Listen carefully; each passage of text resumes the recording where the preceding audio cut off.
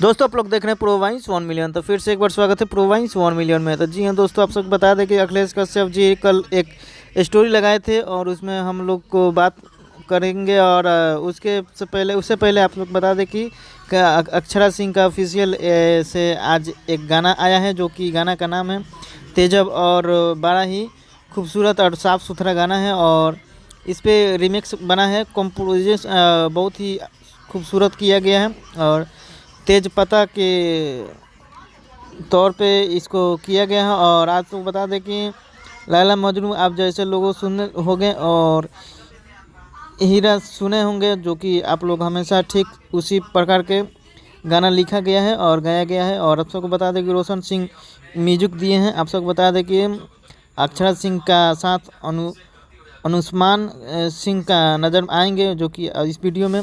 आप सबको बता दें कि अखिलेश कश्यप जी एक स्टोरी डाले थे कि लग रहा है कि होली वापस करना पड़ेगा आप सबको बीच अन्नपूर्णा फिल्म से। जी हाँ दोस्तों, खेसारी लाल यादव अखिलेश कश्यप जी का गाना नहीं आ रहा है, लेकिन ऐसा लग रहा है कि बहुत ही ज़्यादा आने वाला है अन्नपूर्णा फिल्म से, जो कि अखिलेश कश्यप जी का कलम